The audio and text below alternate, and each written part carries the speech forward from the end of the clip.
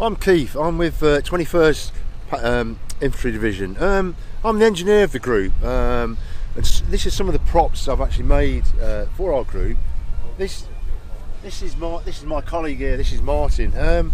This is called an S mine. Is it, what's the S for, Martin? Spring mining. Spring mining, yeah. Spring mining. Basically, they were buried into the ground, and the only part you could see above the ground was 3 prongs there like that. Anti-personnel, so if you stood on it, that's it. It would actually trigger the mine. The mine would come out the ground about 1 metre and explode. The mines were filled with like ball bearings and all sorts of things. Martin's got an original one here. This is one I made, a copy of this original one that Martin's got here. You can see some of the internal parts. I believe there's 3 fuses. Yeah, 3 detonators. 3 detonators in the top there, like that. And then the surrounding area there was what was the ball bearings or whatever. Filled with projectiles they put in there. Any scrap, weren't it? Bits of rebar, anything steel. Quite devastating, you know. Wouldn't necessarily kill but it would certainly maim them, right? You know, and the height it exploded swing. What do the Americans call them, Martin? The Americans called them the bouncing Betty.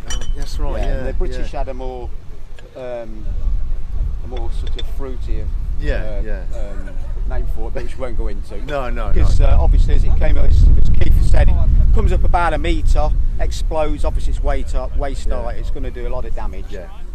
And the surrounding area as well. Any of the mates nearby. So it's a nasty piece of work. You couldn't really escape one of these. And they still use a very similar thing today, don't they? Yeah, that's right. Yeah. Let's say this is just one of the props I've made for our group.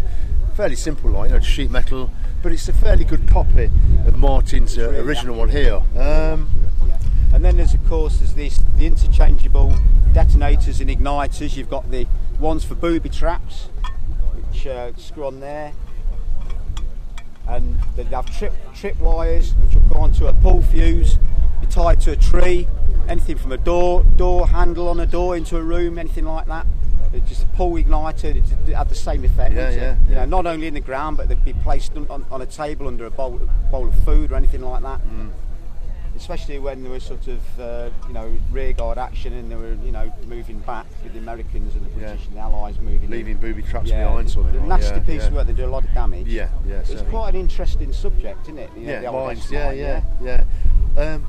This is a telemine, not necessarily an anti-personnel mine, because you can actually stand on these and it won't actually set them off. But these were anti-tank mines, as I say, telemine.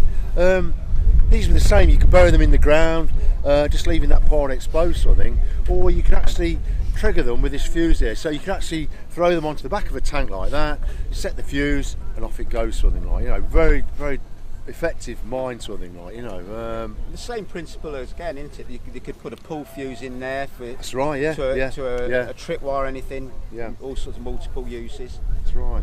Very similar to the hand grenade 24. It's not only just a grenade which you obviously take the cap off, porcelain ball comes out, you've got a 4-second fuse inside, you've got 4 seconds to get rid of the thing.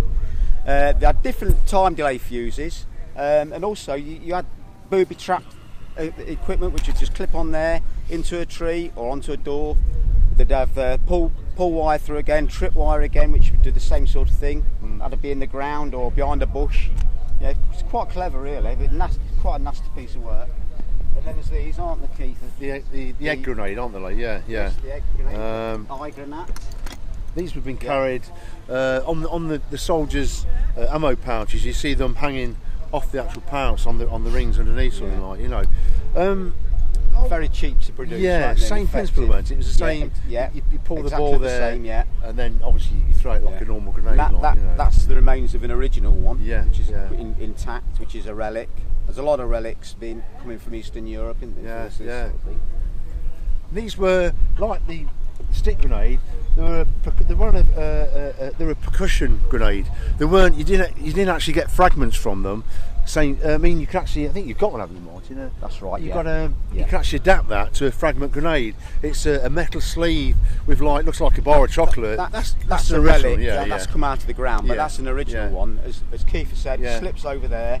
Fragmentation that just goes everywhere and causes more damage because, as Keith said, that's more of a blast type.